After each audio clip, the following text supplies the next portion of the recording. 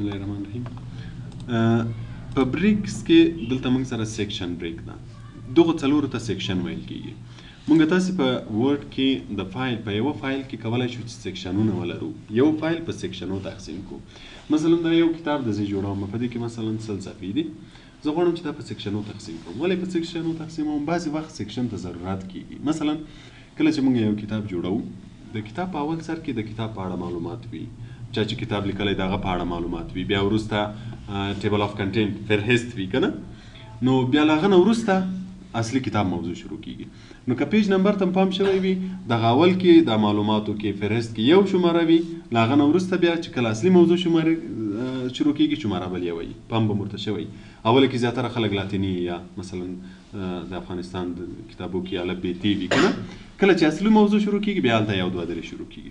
نو موږ به څنګه وکولی شو چې په یوه فایل کې دوه قسمه شماره ولرو، چې د ځینو صفحو یو قسم شماره وي، د ځینو بل قسم شماره وي، یا مثلا د ځینو صفحو یو قسم سایز وي، د ځینو صفحو بل قسم سایز وي، یا مثلا بعضې صفحې بارډر ولري، بعضې صفحې بارډر ونه لري. په همدا یوه فایل کې زه مثلا داسې مختلف سیټینګونه غواړم چې د بعضو پیجو شماره یو قسم وي، د بعضو بل قسم وي، د بعضو بارډر ولري، د بعضو بارډر ونه لري.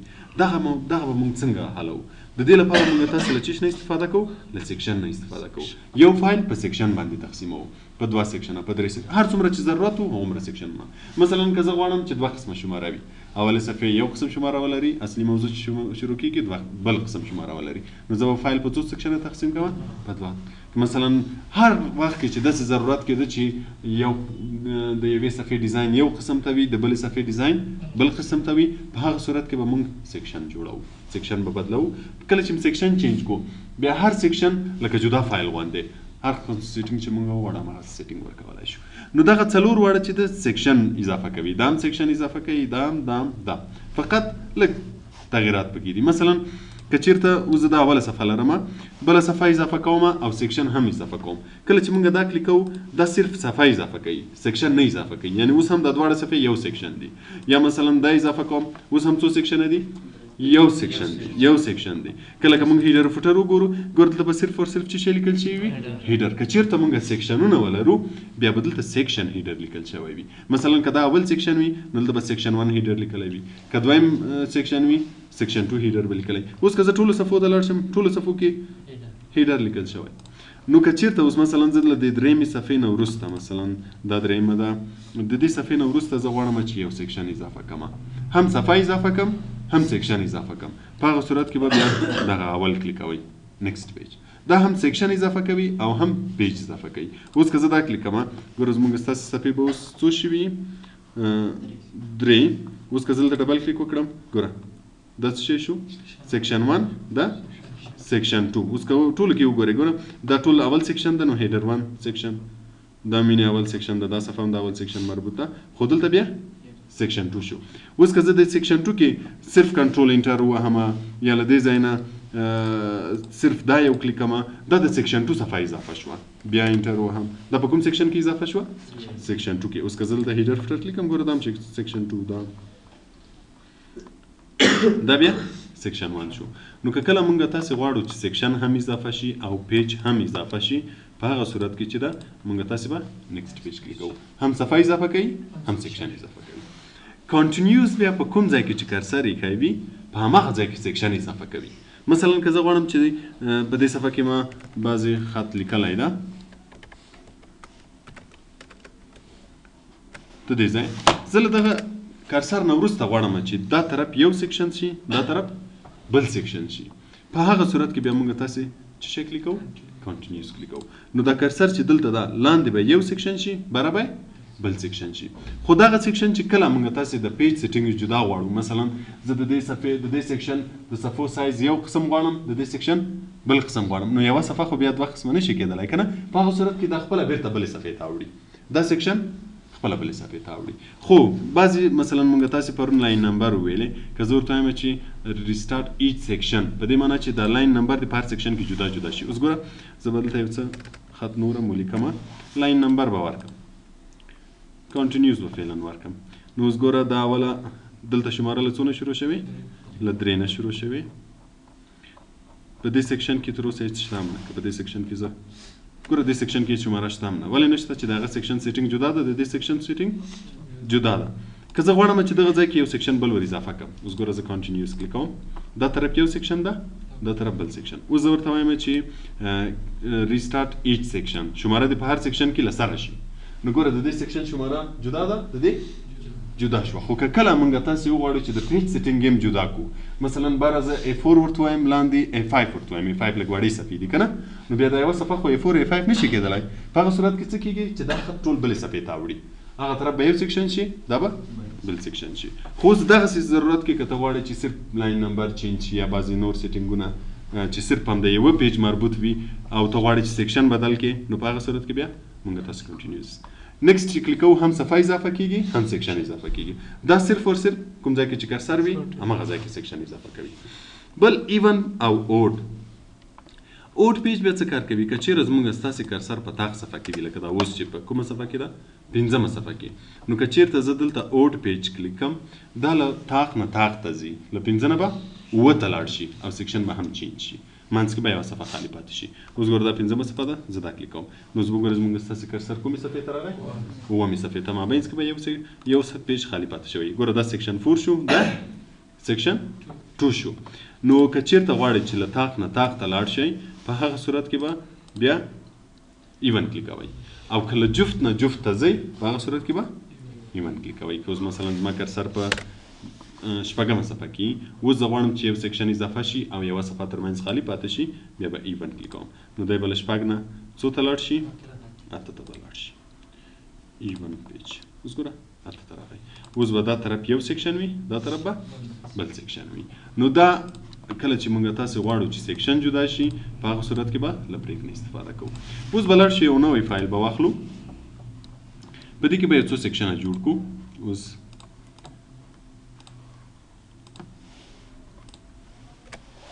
دا یو نوی فایل شو، په دې کې زه فعلا 3 صفحې لرم، دا د شماره به هم پکې ولیکم، مثلا دې کې مې یو ولیکو، یو، 2مه صفحه کې 2 او 3مه صفحه کې 3. له دې نه وروسته غواړم چې سیکشن بدل شي، تر څو د دغو سیټینګ یو قسم ته شي، دغو سیټینګ بل قسم ته شي. نو دلته ځمه، دلته مثلا نیکسټ پیج کلیک کوم چې بل پیج راشي. اوس ګوره کله زه ډبل کلیک کوم، دا طرف یو سیکشن شو، دا طرف بل سیکشن شو. دې سره به ولیکم مثلا سیکشن 2، دا کوم پیج ده؟ دا مثلا اول پیج ده. بیا کنټرول انټر وهم چې په دې سیکشن کې بل پیج اضافه شي، دا 2م پیج، دا 3م پیج. اوس موږ تاسې څو سیکشنه دلته لرو؟ 2 سیکشنه لرو، او هر سیکشن څو صفحې لري؟ 3 صفحې لري. اوس ګوره که انټر ووینې معلوم به شي دا 3. اوس زه غواړم چې د اول سیکشن سیټینګ یو قسم ته شي، د 2م سیکشن سیټینګ بل قسم ته شي. نو اوس ګوره موږ تاسې په دې ځای کې په لیاوټ کې سایز وویلې، مارجنز مو وویلې، کالمز مو وویلې، دا دومره سیټینګونه مو ویلي دي. یا مثلا په ډیزاین کې موږ تاسې پیج بارډر وویلې، واټر مارک د شان مو وویلې. اوس ته کولی شي چې د هر سیکشن سیټینګ جدا جدا کړي. مثلا زه په لیاوټ کې غواړم چې سایز یې چینج کړم، دلته راځم پیج سیټ اپ ته، پیج سیټ اپ کې ورته وایم چې صفحه دې لینډسکیپ شي. کوم سیکشن؟ که چیرته ګوره دلته هول ډاکومنټ مونږ کلیکوه، هول ډاکومنټ معنا ټولې صفحې دې چینج شي چې هر څو سیکشنه وي. که مونږ دیس پوینټ فارورډ کلیکوه، نو چې چیرته به مو کرسر ایښی و، له هغه نه وروسته صفحې چینجېدې. خو اوس ګوره دلته یو آپشن بل هم اضافه شوی د دیس سیکشن په نوم. دیس سیکشن معنا دا کوم سیکشن کې چې کرسر ایښی، دغه سیکشن دې چینج شي، نور دې نه چینج کېږي. دا آپشن څه وخت اضافه کېږي؟ کله چې مونږ تاسې سیکشن ولرو. سیکشن ونه لرو، دا آپشن دلته موجود نه وي. اوس زه دا کلیک کوم، اوکې کوم. اوس ګوره لږ به یې زوم آوټ کړو چې پوره ښکاره شي. ګوره دا 3 صفحې لینډسکیپ دي، له هغه نه وروسته بیا نورې څنګه دي؟ نورې 3 صفحې بیا پورټریټ دي. د دې سیټینګ یو شانته شو، د دې بل شانته شو. نو که چیرته موږ تاسې سیکشن ولرو، هر سیکشن ته موږ تاسې جدا سیټینګ ورکولی شو. هر قسم سیټینګ چې موږ وغواړو هماغسې سیټینګ ورکولی شو. مثلا زه د 2م سیکشن کې کرسر ږدم، راځم پیج ډیزاین کې پیج بارډر ته، پیج بارډر ورکوم، مثلا دا بارډر ورکوم. چاته یې ورکوم؟ که چیرته ټولو پیجو ته یې ورکوم، نو بیا به څه شی کلیک کوم؟ هول ډاکومنټ. نو بیا به دواړه سیکشنونه یا هر څومره سیکشنونه چې ولرم ټول به بارډر واخلي. خو که یې صرف د یو سیکشن ته ورکوم، بیا د سیکشن به کلیک کوم. اوس چې زه اوکې کوم، نو ګوره دا سیکشن به بارډر لري، دا سیکشن به بارډر نه لري. نو دغسې سیټینګونه چې موږ تاسې ویلي دي، دا کولی شو چې هر سیکشن ته جدا جدا ورکړو. بل مهمه پکې مونږ تاسې هیډر فوټر ویلی وو. مثلا زه غواړم چې هیډر فوټر د هر سیکشن جدا جدا شي، یا مونږ تاسې پیج نمبر ویلی وو، پیج نمبر د هر سیکشن جدا جدا شي، هم یې کولی شي. اوس مثلا زه د اول سیکشن ته راځم، دې ته غواړم چې هیډر ورکړم، هیډر مې کلیک کو، دا هیډر به کلیک کړم. اوس مثلا ما دلته یو خط ولیکو د بریا په. اوس که زه دا کلوز کوم ګورم، ګوره اوس دواړو سیکشنو کې به وي. لږ به یې زوم کړم، ګوره دې کې هم شته او دې کې شته که نشته؟ نشته که نه؟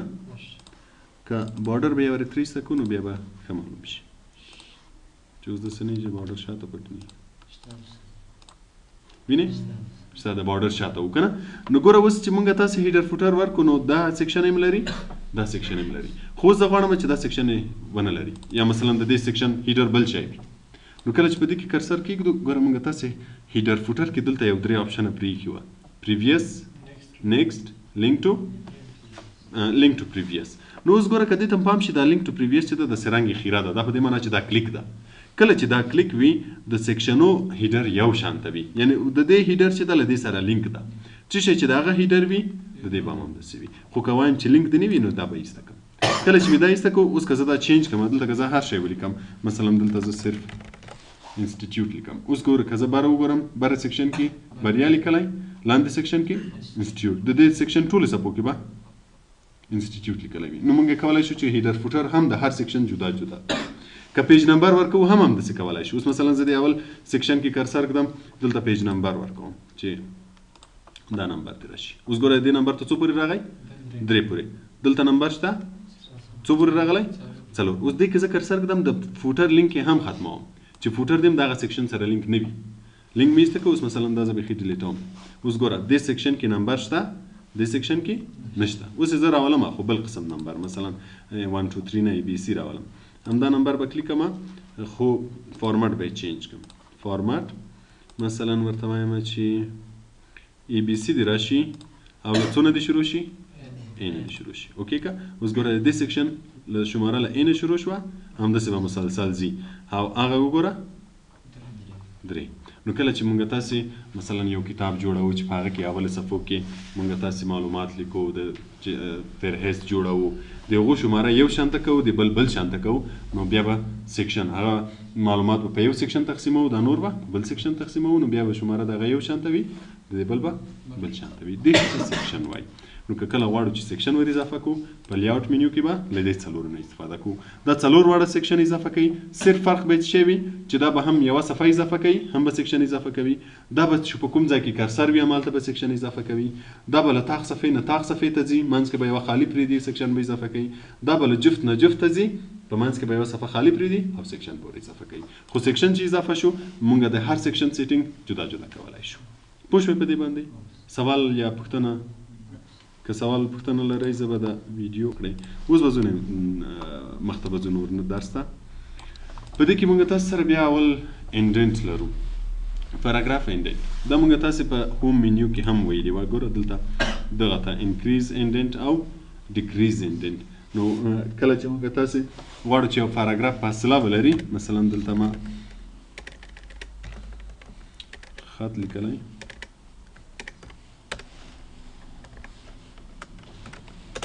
یو پاراګراف د انټر به نه وهم، دلته به انټر وهم چې پاراګراف بدل شي، دلته به انټر وهم چې پاراګراف بدل شي. څو پاراګراف لرو اوس؟ دا وینې هر پاراګراف جدا جدا ده. نو که کوم پاراګراف کې غواړئ چې تغیرات راولي، اوس مثلا دې پاراګراف کې زه کرسر ږدم، لیاوټ ته راځو، ګوره لیفټ انډنټ او سپیسینګ، لیفټ رایټ بیفور آفټر. انډنټ چې ده دغه فاصلې ته وایي. اوس ګوره ټول له یو ځای نه شروع دي، هم له لیفټ نه هم له رایټ نه. خو که زه دا پاراګراف کوم یو کې چې زه کرسر ږدم، که زه له لیفټ نه لږ مخته کوم، نو چې له لیفټ نه هر څومره فاصله زیاتوم، نظر نورو پاراګرافو ته دا له لیفټ نه لږ مخکې شروع کېږي. او که رایټ یې زیاتوم، بیا رایټ نه نظر نورو پاراګرافو ته لږ دې خواته شروع کېږي. او که بیرته کموم، بیرته کمیږي. بل سپیسینګ ده، بیفور اینډ آفټر. که غواړئ چې د دغه پاراګرافو ترمنځ فاصله لږ زیاته شي، اوس دې پاراګراف کې مونږ کرسر ایښی، له دې نه مخکې دا پاراګراف ده او له دې نه وروسته دا پاراګراف ته. که غواړئ چې دغه فاصلې زیاته شي، مثلا له دې نه مخکې هغه پاراګراف ته غواړئ فاصله ترې زیاته کړئ، نو چې کله دا زیاته له دغه پاراګراف نه به د ده پاراګراف فاصله زیاتېږي. که یې کمی بیرته به کمیږي. او افټر له ده نه وروسته دا پاراګراف ته که د هغه فاصله ترې زیاتوي بیا به دا زیاتوي، بیا له ده نه وروسته چې کوم پاراګراف ده دغه فاصله به زیاتېږي. نو کله که موږ غوښتل چې د پاراګرافو ترمنځ فاصله لږ زیات وکمه کوي نو انډنټ یې له دې طرف او له دې طرف نه نظر نورو ته مخ ته شروع کوي او سپیسینګ یې بیا له دې نه او له دې نه فاصله ورته ورکوي.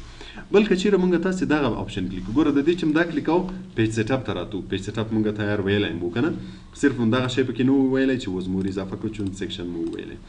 نو که د دې لپاره موږ دا کلیک کوو دلته بیا د پاراګراف سیټینګ راځي. همدا شی په هوم کې هم وو، کله چې موږ هوم کلیک کوو دا کلیک کوو دلته پاراګراف راځي، خو چون هغه اپشنونه یې هلته پاتې وو نو په دې خاطر مې هلته ټول نه ویلی. اوس به راشو دا به کلیک کوو. په دې کې کاول وګورئ موږ تاسو سره الاینمنټ دی. دا الاینمنټ هغه الاینمنټ دی چې موږ تاسو په هوم منیو کې دلته ویلی وو. که غواړئ چې یو خط سنټر کې رایټ یې کې لیفټ یې کې له دې ځای نه هم چینجوی شي، له دې ځای نه هم پاراګراف راوستی شي، له هغه ځای نه هم دلته هم چینجوی شي، هلته هم چینجوی شي. دلته بیا موږ تاسې آوټلاین لیول لرو. آوټلاین لیول به سبا ته له خیر په پریفرنس کې ووایو چې کله غواړئ مختلف سټایلونه مختلف لیول به لري نو د هر لیول الاینمنټ موږ له دې ځای نه چک کوای شو چې باید لیفټ شي رایټ شي، خو هغه سبا ووایو په دې به بیا خپله پوه شي. بل په دې کې ډایرکشن لرو، لیفټ ټو رایټ، رایټ ټو لیفټ، چې موږ تاسې دغه دوه ویلې و، دغه او دا یو شانته دي چې موږ ویلې چې کله موږ په مختلفو ژبو بالخصوص په انګلیسي، پښتو یا انګلیسي او دري باندې یو ځای خط لیکو که نه نو بیا موږ تاسې نه خط ګډوډ کېږي. نو که چېرې هم ډایرکشن رایټ ټو لیفټ وي نو په هغه صورت کې به نه کېږي. نو له دې ځای نه چینجولی شو چې رایټ ټو لیفټ یا لیفټ ټو رایټ. بل انډنټ و چې کوم موږ تاسې دا اوس په لیاوټ کې وویلې دا او دا هم دغه شی دي. ګوره بیفور after before after mirror working دا او دا یو شی دی. spacing before after دا او دا یو شی دی. صرف په دې کې دغه سپیشل اضافه ده. کوم که پاراګراف کې چې موږ کرسر یې کوي، مثلا ما دغه پاراګراف کې کرسر یې کوي الاینمنټ به یې لیفټ کړمه، که دا پاراګراف د اول لاین نه یې غواړئ چې لږ مخته شي نو په هغه صورت کې بیا موږ تاسې دلته فرست لاین کلیک کوو. نو ته کولی شي چې دا کوم پاراګراف چې موږ کرسر یې کوي د دې اول لاین لږ مخته کړي هر څومره چې غواړي. ګوره نظر به نور ته مخته شي، که بیرته کمیږي. او که چېرته هینګینګ کلیک کړي، هینګینګ معنا دا چې اول لاین نه دا نور لاینونه یې بدون له اول لاین نه چې هر څومره لاینونه یې موږ تاسې دلته کولی شو چې مخته یې کړو یا یې شاته کړو. که زه هر څومره فاصله ورکوم نظر اول لاین ته دا نور لاینونه یې موږ مخته کولی شو. او که چېرته نن کړو نو ټول به بیا چې څومره فاصله موږ دلته ورکړې وي هماغومره به راځي. که چېرته دا ورسره ټیک مارک کړو میرر انډنټ، دا مطلب دا چې د لیفټ او د رایټ فاصله دې یو شانته وي، د دې طرف او د دې طرف فاصله دې یو شانته وي. نو ګوره چې کله زه یو زیاتوم بل به هم بیا ورسره اضافه کېږي، که چېرته یو کموم بل به هم دواړه به بیا یو شانته وي، دا فاصله به یو شانته وي. او دا سپیسینګ شو لکه څنګه چې موږ تاسې په دې ځای کې دغه سپیسینګ ویلې نو دا سپیسینګ او دا سپیسینګ یو شانته دي. صرف په دې ځای کې بیا موږ تاسې لاین نمبر یا لاین سپیسینګ لرو. لاین سپیسینګ موږ تاسې دلته هم ویلی وو او په هوم منیو کې مو دلته هم ویلی وو، ځکه درته ښیم چې دویم وار بیا درته تکرار شي. په دې ځای کې هم موږ تاسې لاین سپیسینګ ویلی وو، که کله مو غوښتل چې د کوم لاین د کوم پاراګراف د لاینو سپیسینګ زیات کړئ له دې ځای نه هم کولی شئ او له دې ځای نه هم کولی شئ چې باید څومره وي. مثلا دا دلته درته پریویو ښیي چې دومره وي هر څومره چې زیاته یا له دې ځای نه موږ تاسې خپله بیا ټاکلی شو چې باید څومره فاصله ولري، هر څومره چې ورکړې اوکې کې دوی ترمنځ فاصله هغومره زیاتېږي. دې شي ته پاراګراف وایي. په دې کې پاتې کېږي ټابز بله جدا موضوع ده له پاراګراف نه، نو هغه به بیا سبا ته له خیره ووایو. په دو کې که څه مشکل لرئ پوښتنه وکړئ او که یې نه لرو نو لاړ به شو عملي کار ته.